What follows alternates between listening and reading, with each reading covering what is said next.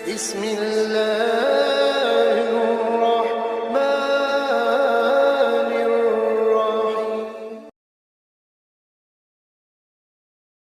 Oleh Allah dijadikan keluarga yang sakinah, mawaddah warahmah, dan diberikan keturunan anak-anak yang soleh dan solihah.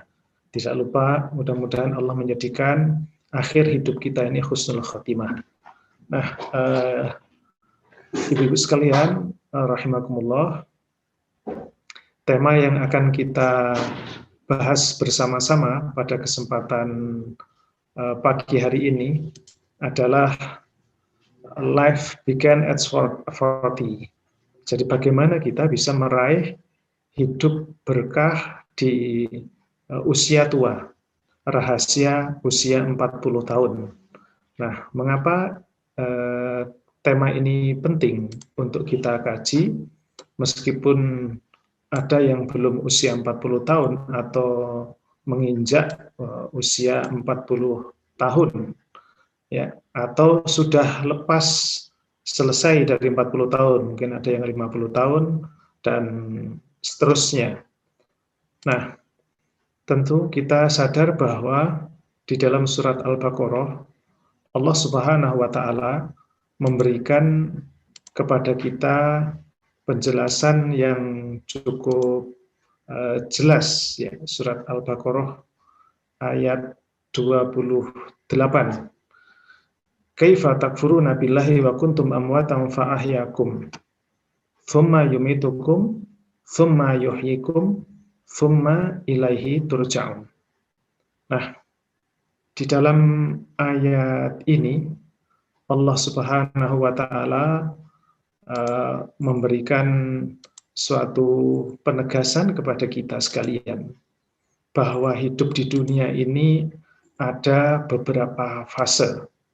Nah, salah satu digambarkan di dalam ayat ini, kalau kita mulai dari awal, ya, kaifa takfuruna billahi wa kuntum amwatan. Mengapa kamu kafir kepada Allah Subhanahu wa Ta'ala?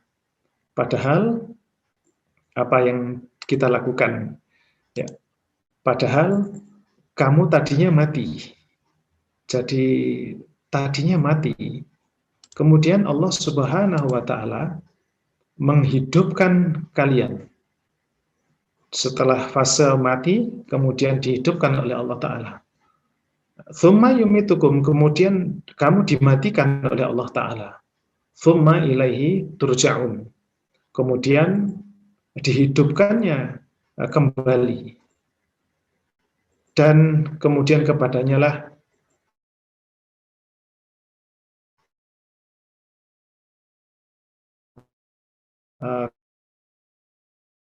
kamu dikembalikan. Ini tentunya ketika awal-awal kita mati, kita tahu bahwa proses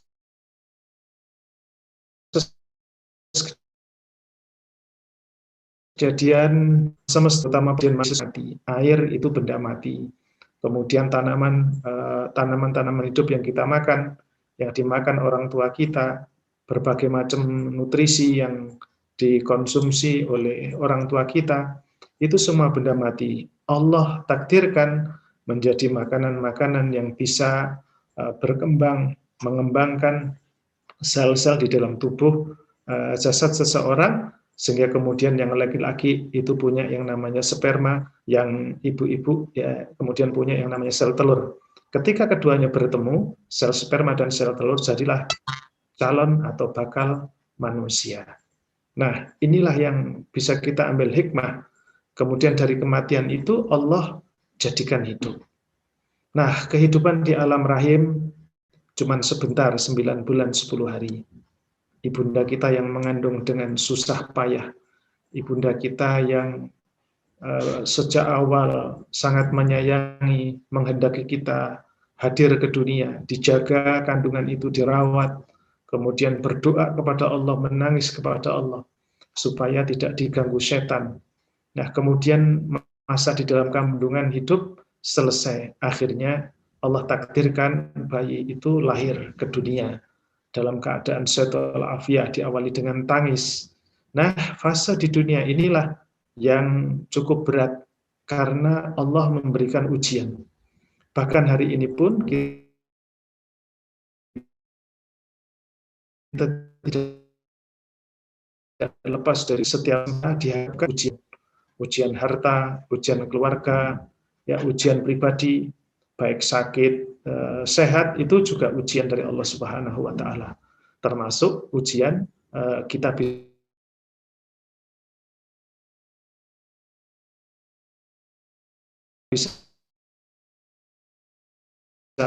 melahapkan kita. Nah, Ibu sekalian rahimakumullah, kemudian di dunia cukup sebentar ini ada masanya. Thumma yumitukum, kemudian kematian itu datang. Kapan kematian itu datang? Kita tidak tahu. Tidak ada satupun orang yang mengetahui kapan dia mati dan di bumi mana dia mati. Ya, mudah-mudahan kita semua diwafatkan dalam keadaan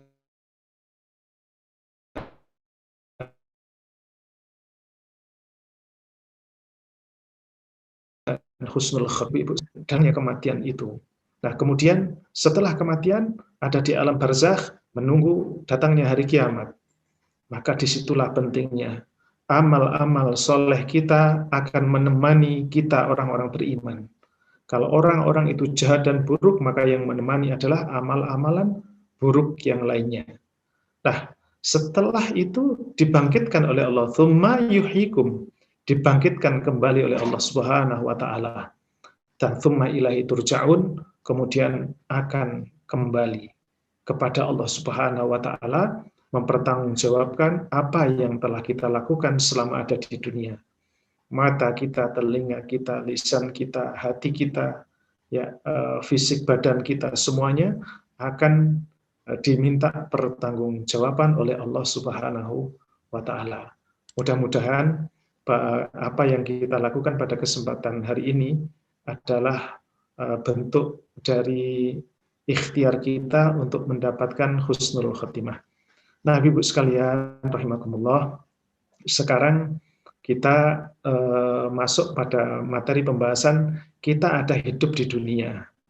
Dan salah satu yang penting di dalam Al-Quran diberikan gambaran itu adalah batas usia 40 tahun. Memasuki usia 40 tahun sering dimaknai agak berbeda dengan usia-usia yang lainnya. Mengapa? Mungkin banyak orang yang beranggapan bahwa di usia 40 tahun orang tidak merasa perlu tua. Jadi orang itu secara fitrah kepingin muda terus. Sebagaimana ibu-ibu jadi kepingin muda terus, kepingin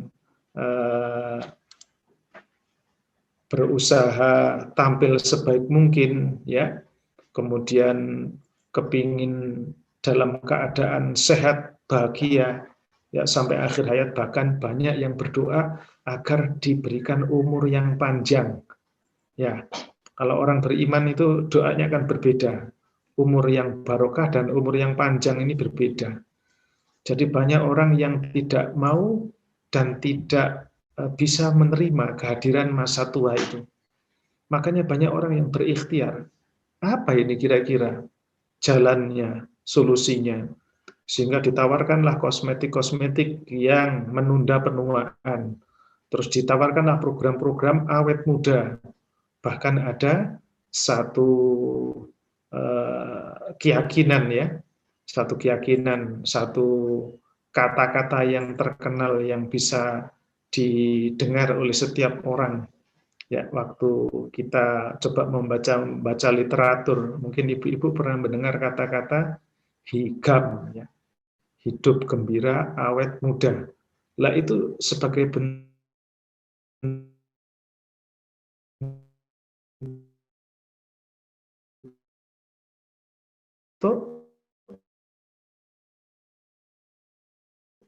udah terus semangat, tapi itu yang nanya fisik mau tidak mau kita akan mengalami penurunan fungsi organ-organ tubuh, dan itu sudah sunatullah.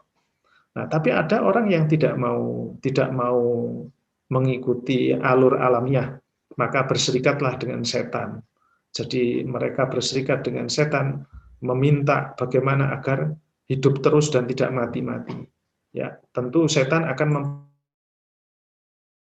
mempersyaratkan beberapa supaya awet hidup.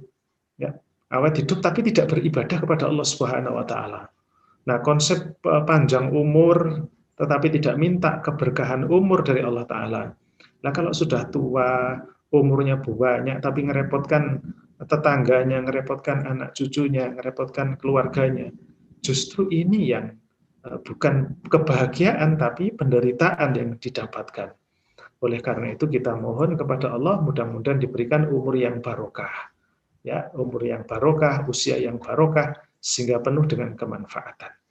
Nah, sehingga bisa jadi ada orang yang tidak mau merasa tua tadi itu tetap bisa merasa dan terlihat muda.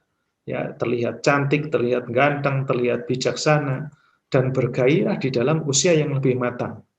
Intinya apa? Menghibur diri. Jadi dirinya dihibur, wis tenang saja. Sampean ini masih muda kok, masih cantik, masih ganteng, masih kuat.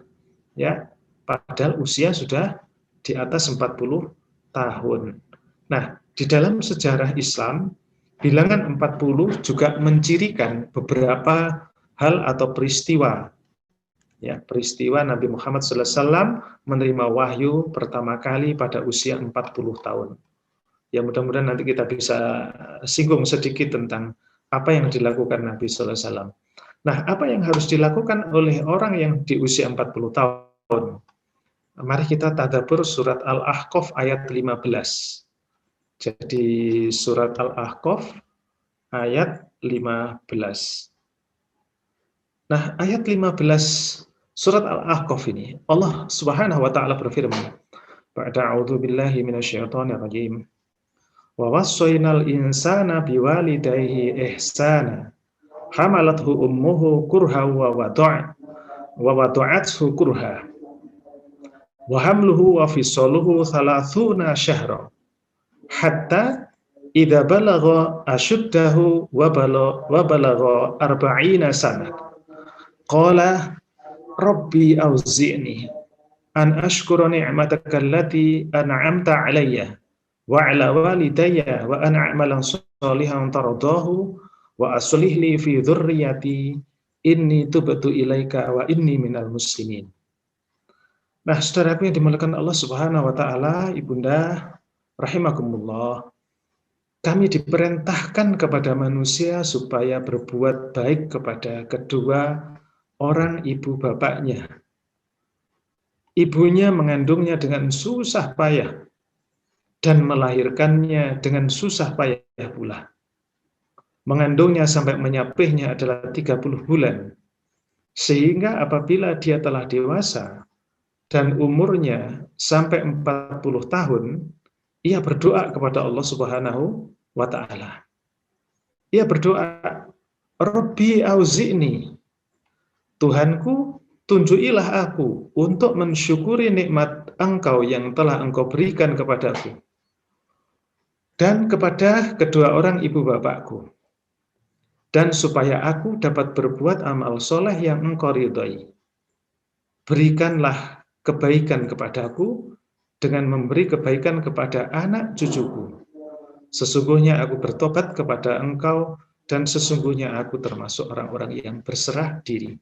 Nah, saudaraku yang dimuliakan Allah Subhanahu wa taala, ayat ini di tengah-tengah pandemi yang saat ini kita semua merasakan, ya, serasa memberi gambaran yang tegas. Kalau panjenengan hari ini bingung melaksanakan apa yang harus saya laksanakan di tengah kekurangan, di tengah masalah, di tengah musibah yang beruntun menimpa negeri kita, bahkan beruntun menimpa keluarga-keluarga saudara kita, atau mungkin ada keluarga kita.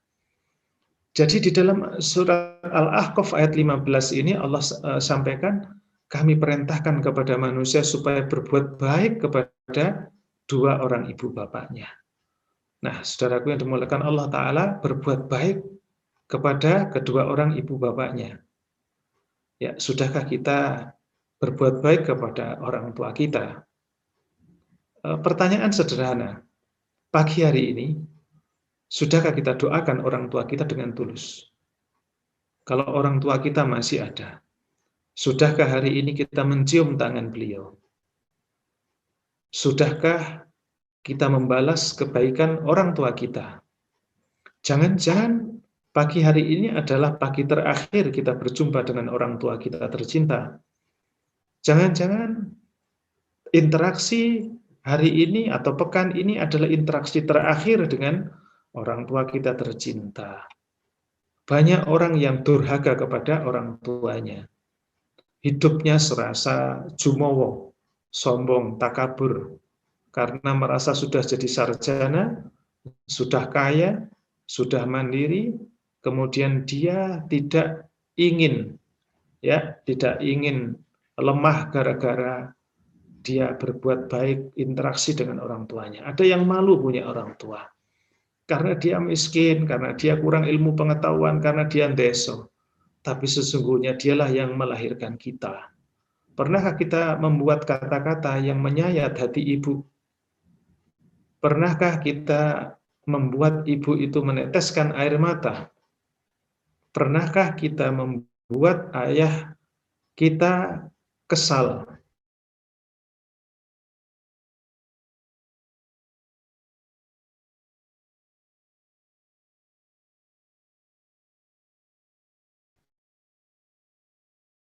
Dan saya informasi tentang anak-anak yang tidak berbakti kepada kedua orang tuanya, pagi hari ini Allah memberikan kepada kita ilmu, disuruh tadabbur surat Al-Ahqaf ayat 15 ini. Jadi kita diperintahkan supaya berbuat baik kepada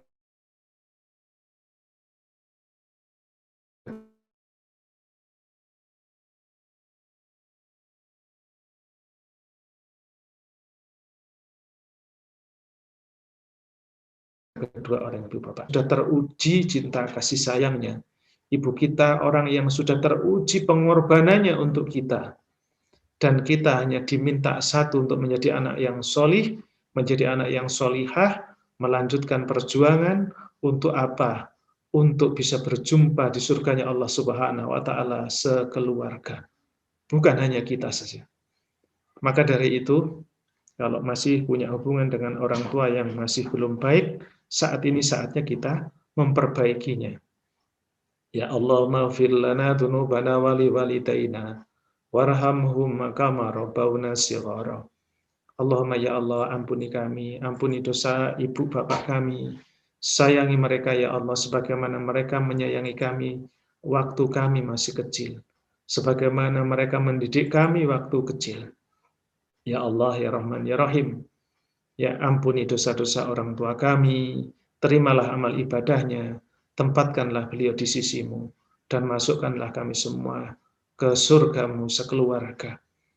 Berjumpa dengan Nabi Muhammad sallallahu alaihi wasallam, sallallahu ala Muhammad. Kemudian setelah itu kita sampailah pada usia 40 tahun. Nah, pada saat usia 40 tahun itulah Allah Ta'ala membimbing kita untuk memperbanyak doa ini. Rabbi auzi'ni an ashkura ni'mataka allati an'amta alayya wa ala walidayya wa an a'malan salihan taradahu wa aslih li fi dhurriyyati inni tubtu ilaika wa inni minal muslimin. Apa yang kita minta kepada Allah? Berarti kalau kita minta kepada Allah, Allah menunjukkan, mencontohkan doa di dalam Al-Quran, berarti ini satu yang penting. Dan salah satu redaksi doa yang diberikan contoh secara detail oleh Allah Ta'ala. Berarti aktivitas orang-orang yang usia 40 tahun, maka aktivitas yang dibimbing oleh Allah Ta'ala. Kalau sampean kepingin selamat, maka lakukan ini. Kalau kita ingin tenang, lakukan ini. Kalau kita ingin sehat, lakukan ini. Kalau kita ingin berkah, sukses, lakukan ini.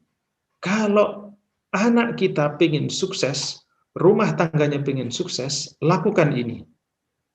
Yang pertama, ya Tuhanku, Rabbi auzi'ni an ashkura ni'mataka allati an'amta 'alayya wa 'ala walidayya. Ya Rabb, Tuhanku, tunjukkan kepadaku ya untuk mensyukuri nikmat yang telah Engkau berikan. Minta kepada Allah agar kita ini diberi kemampuan untuk bersyukur. Banyak orang yang tidak bersyukur kepada Allah. Dikasih mata untuk bermaksiat, dikasih telinga untuk mendengarkan hal-hal yang bertentangan dengan syariat. Dikasih mulut, ngoceh sana kemari. Bahkan lisannya digunakan untuk menarik orang lain supaya bisa tertawa, supaya bisa mendapatkan harta, mendapatkan jabatan dunia. Nah, mensyukuri nikmat Allah, kadang nggak bersyukur. Punya fisik nggak bersyukur.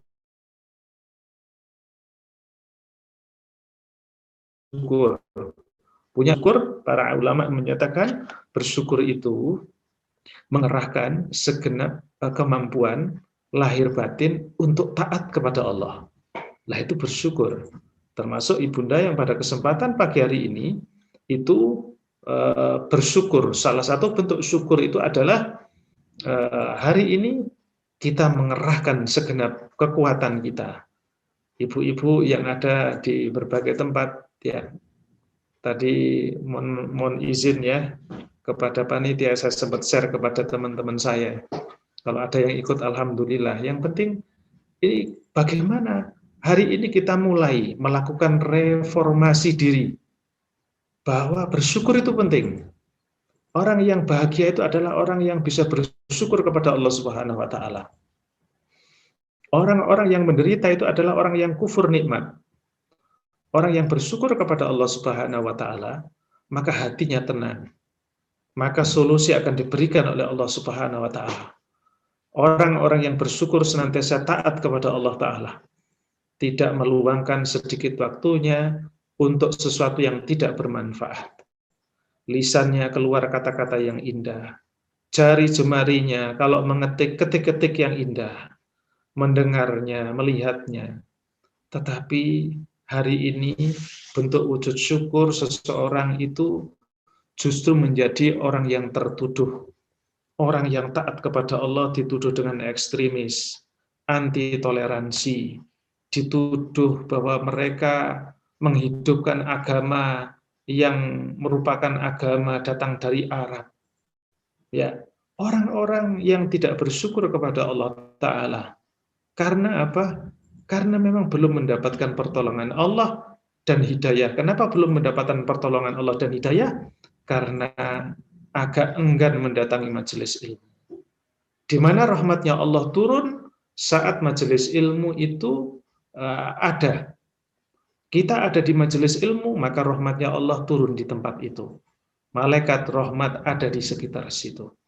Malaikat hafadhah menjaga orang-orang yang senantiasa taat kepada Allah Ta'ala. Loh, kalau sudah dijaga oleh Allah Ta'ala, orang itu bersyukur, maka inilah bahagia. Maka inilah satu solusi. Hormon endorfinnya naik, berarti kesehatannya naik. Nah, kemudian bersyukur punya orang tua, bersyukur kita ini lahir dari orang-orang baik. Alhamdulillah, kita ini punya orang tua, apapun kondisi orang tua adalah yang dipilihkan Allah Subhanahu wa taala kepada kita. Jadi orang tua kita yang ada maupun yang sudah meninggalkan kita itu adalah bentuk kecintaan Allah Subhanahu wa taala. Allah atas nikmat dan atas nikmat orang tua, punya orang tua. Ya, punya orang tua, yang sekarang masih punya orang tua, saudaraku semuanya yang bisa mengikuti taklim Zoom ini, yang masih punya orang tua, sudahkah kita tunaikan kewajiban kepada beliau? Sudahkah kita membantu urusan beliau? Sudahkah kita melayani beliau? Sudahkah kita khidmat kepada beliau? Apa yang menjadi kesulitan beliau? Dan yang lebih penting bukan urusan dunia. Pertanyaannya, apa yang sudah orang tua kita menjemput husnul khotimah? Sudahkah kita mohonkan ampunan atas orang tua kita? Sudahkah ada jaminan bahwa yang dimakan dan diminum itu adalah halal? Sudahkah kita berani mengingatkan andaikan orang tua kita masih melakukan kemaksiatan? Nah, itu bentuk syukur kepada Allah Ta'ala.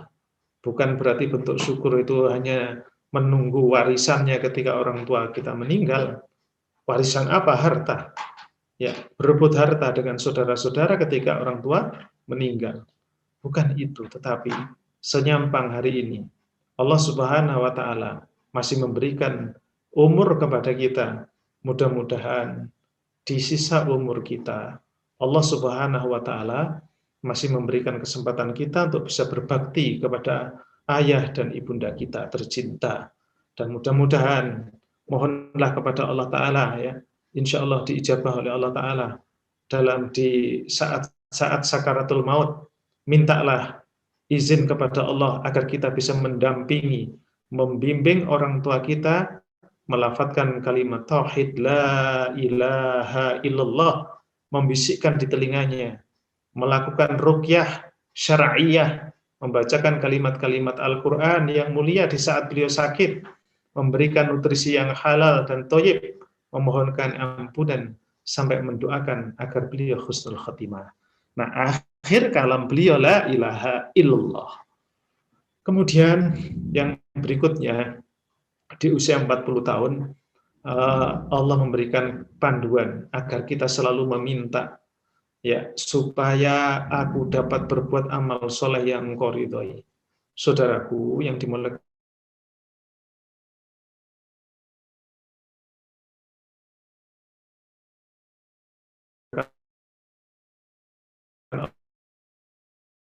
Allah Ta'ala, Allah Subhanahu, coba bayangkan amalan-amalan yang nggak diridhoi oleh Allah Ta'ala, menjadi anak-anak durhaka, menjadi teman-teman yang dolim, menjadi tetangga-tetangga yang dolim.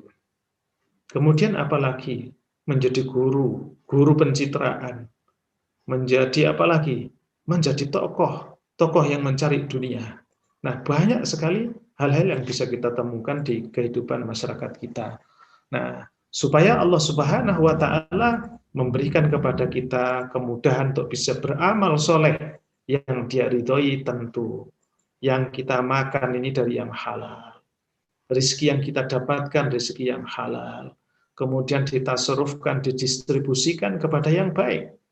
Gaji dari suami, gaji dari istri, income, pendapatan masing-masing, rezeki dari Allah Ta'ala, distribusikan kepada yang baik.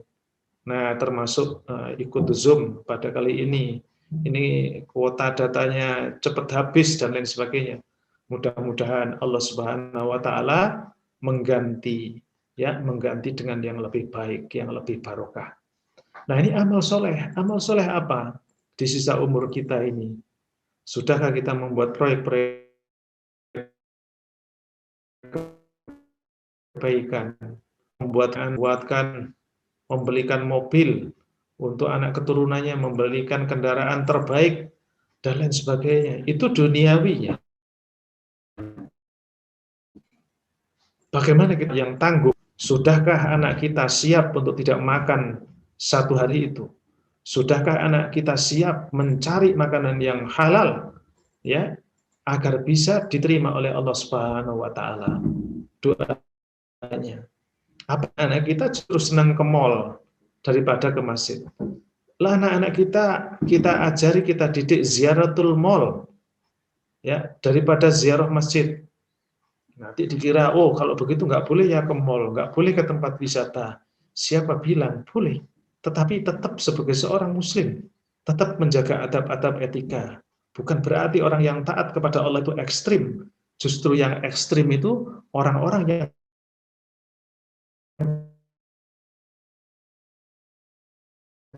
tidak kenal Allah. Dan Ustadz Fulan itu Ustadz yang ekstrim, Ustadz yang radikal. Caranya mudah saja bagi kita. Selama dia tidak bertentangan dengan ajaran Al-Quranul Karim dan sunnah Nabi SAW, ikuti. Ya, mungkin kita berbeda pendapat dalam satu hal, tapi ada pendapat-pendapat yang baik yang bisa kita ambil dalam hikmah, ya, dalam hikmah kehidupan. Nah, saudaraku yang dimuliakan Allah Subhanahu wa taala, maka mohon kepada Allah di usia 40 tahun itu, ya, lepas lebih dari 40 tahun atau menjelang 40 tahun, ya Allah, mudahkan aku berbuat amal soleh, investasi. Kalau saya punya rezeki, ya, mudahkan saya beli semen untuk membangun musola itu. Mudahkan saya beli pasir untuk membangun musola itu. Mudahkan saya menyantuni fakir miskin, memberi makan mereka. Mudahkan saya memberi santunan, memberi makan, memberi dukungan, dakwah kepada para asatid,